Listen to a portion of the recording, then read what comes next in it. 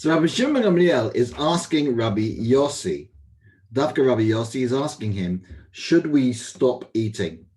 Should we stop eating now because we should be worried about Rabbi Yehuda? That's the question, right? Rabbi Yossi says, Ma pitom? He says, of course not. Every day you say the halakha is like me and not like Rabbi Yehuda. But now that you're actually at a meal with me, today you say, oh, the halakha is going to be like Rabbi Yehuda, not like me. Today, when you're actually in my meal, and then he quotes the Megillah. He says, "Hagam lichboshet hamalkai mi babayit." He says, what? You're going to rape the queen while I'm in the house. He says, you're going to actually, while I'm actually here in the place, you're going to suddenly say the halakha is not like me. So you go, fine, okay. Amar le, so Rabbi Shimon Gamliel answers him and says, lo, im ken lo nafsik. Okay. So we won't stop. We won't stop the meal if you don't want us to stop the meal. And they said, not only that, why? Because maybe if the Talmidim see that we've stopped the meal, they'll think it's the halakha. So, they'll think it's the halakha and they'll fix it forever to be the halakha. As Amru, so they said, lo, and everyone said about this case, lo zazu misham. So they deliberately carried on staying there and eating, right, just to show the Talmidim so that everyone would fix the halakha on an everyday, on every week, every Erev Shabbos and every Erev Yom Tov, except for Erev Pesach, to show that the halakha is like Rabbi Yossi in those cases. They dafka didn't eat. The Davans didn't stop eating when they could have stopped eating at the end. The Gemara goes on and says, actually, things aren't as clear-cut even as we've just described, okay? Because we've left it at the moment saying that you don't stop, okay? You do not stop on a regular Shabbos, but you do stop on a Pesach.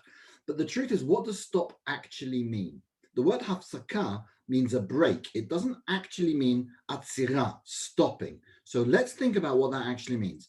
Amar Rav Yehuda Amar Shmuel. Rav Yehuda Amar Shmuel says something. Ein halakha lo ka Rabbi Yehuda v'lo ka Rabbi Yossi. The halakha isn't exactly like Rabbi Yehuda, and it's not exactly like Rabbi Yossi either. Ella. But what do you actually do? Pores mapa u'mekadesh. What you actually do is you take a cloth and you cover the food on the table when Shabbat comes in. So you're in the middle of eating. There's food on the table. You cover the food with a cloth so that you can't see the food. And while the food is covered, mekadesh. Then you make kiddush. You make kiddush over the wine with the food covered. In that case, that's if you're eating and there's food on the table, you cover it over. So that's your hafsakah. That's your break. You stop, you cover the food, and then you make kiddush. The Gemara says, Ini, is that really the case? Because with Amar Rav Tachlifa bar Rav Dimi, we know that Rav Tachlifa bar Rav Dimi says something different in the name of Shmuel. He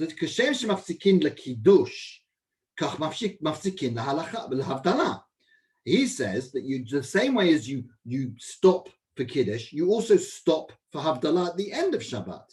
Okay, so what are you actually stopping about? And when we learned this, when we heard this about Kiddush and Havdalah, he said, "My mafsikin, what do we actually break? What do we stop?" Because love like Kirat HaShulchan, aren't they talking about taking the whole table away, which is the way the Romans would stop a meal? Aren't they talking about taking the whole table away? The answer is no. Lemapa. They didn't take the whole table away at all. All they did was cover it over with a cloth. That was enough. We're at the top of page 100 now, page Kuf Amud Bet. And it carries on. It carries on. Talking about taking tables away. Rabba bar Rav Huna ikla lebei Rav Reish Galuta. Rabba bar Rav Huna was visiting the house of the Reish Galuta, the house of the basically the Nasi of the diaspora in those days. The top man in Bavel, the chief rabbi of Bavel, was called the Reish Galuta. And what happened was they went to the place. Rabba bar Rav Huna was visiting the Reish Galuta. And Aitu Taka Kame, and they brought a table in front of him. The paras mapa, the kiddush, and he covered over the food on the table, the bread, and he made a kiddush. You must have noticed that what we're talking about here is covering the bread on the table in order to make kiddush. There are clearly echoes of that in our minhag today, when we dafka put the bread on the table and cover it in order to make kiddush. So it's very interesting that they should be talking about that here. Tanya Nami Hachi, and he says, and he covered it over and he did. And there was also another learn. We also learned another place. ושבין שאין מביאים את השולחן, אלא אם כן קידש. ואם הביא, פורס מפה ומקדש. We've also learned another brighter. They say you should not bring the table unless they've already made Kiddush. And if they haven't made Kiddush, then when you bring the table, you have to bring the table and then you have to cover it over in order to make Kiddush. Because you shouldn't be making Kiddush if there's food actually in front of you on the table. You have to cover it up beforehand. And then it says, Tana Chada. Again, now listen to this carefully, right? Again, Tana Chada, there's one Tana who says, Shavin she'ein matchilim. Okay, there's another writer. One of these Rabbanim says, everybody agrees that you don't start. Another Tana says, everyone agrees that you do start eating. So hang on, look at what we got here. We just said the halakha was on Pesach, everyone agrees that you stop, and on Shabbat, on halakha you stop, right? Because everyone agrees. On Shabbat you don't stop, like Rabbi Yehuda says, right?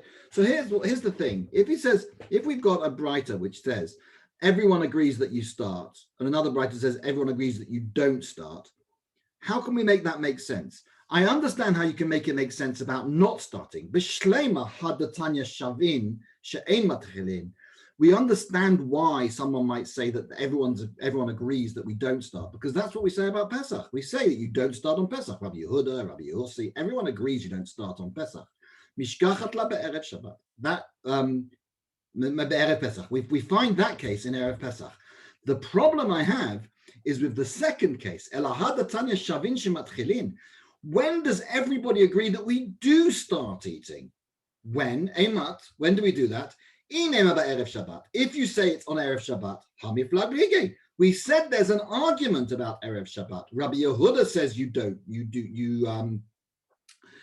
stop, and Rabbi Yossi says you don't stop. If there was an argument in that case, when on earth were they all agreed that you can start your meal? Lo kasha. The Gemara says, no, I can get out of this one. There is a time when everyone agrees that they can eat. You can start. You're right. You're right to say that on Pesach, everyone agrees that you stop. You're right about Shabbat as well, that there is an argument about whether you stop or not. However, when does everyone agree you can start? Everyone agrees you can start earlier than 9. Everyone agrees you're allowed to eat here. There's no argument. Not even Rabbi Yehuda thinks you can't eat over here. So as long as it's before 9, yes, you can start eating. Rabbi Yehuda says you have to stop pretty soon, but that's not the problem. The problem is whether you're allowed to start or not. And the question is, the answer is that you are allowed to start. Everyone agrees that you are allowed to start there. So we've managed to make this whole thing work, even according to this other brighter. Okay. The Gemara now moves on to a question which is actually quite an interesting one, and it's going to go on till tomorrow, but I'll just start it now.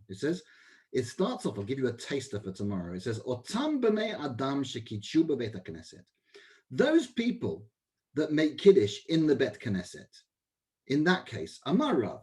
Rav says, Yedei yayin lo yatsu, Yedei Kiddush yatsu. They managed to fulfill their obligation, okay, about Kiddush, but they have not fulfilled their obligation about wine. What does that mean? They've made a bracha. When you make Kiddush on Friday night, you say 2 brachot. You say Brei Pri Hagafen and you say Mekadesh Shabbat. What Rav is saying here is he's saying that the Mekadesh Shabbat, that's fine. You've done that bit. You've done the Kiddush Shabbat, but you haven't done Brei Pri Hagafen. That means you're going to have to make another bracha at home over the wine. Okay? Shmuel Omer, he argues, Af Yedei Kiddush lo yatsu. Even according to Kiddush, they did not fulfill their mitzvah. Ela larav, lama le Kiddush bebeita.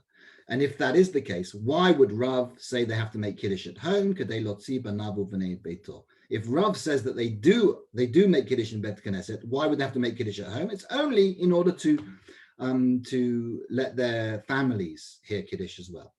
I'm not going to go into this whole thing. I'm just going to give you a taste of it. This becomes a very important sugya, and it's very, very, very important for today about whether you say Kiddush in shul, like they do, certainly in England when I grew up. They did a Kiddush in shul on Friday night, but they don't do it here in Israel. And this is actually very much to the point of what we're learning here. So I shall leave it here, and hopefully I'll be able to do this again tomorrow.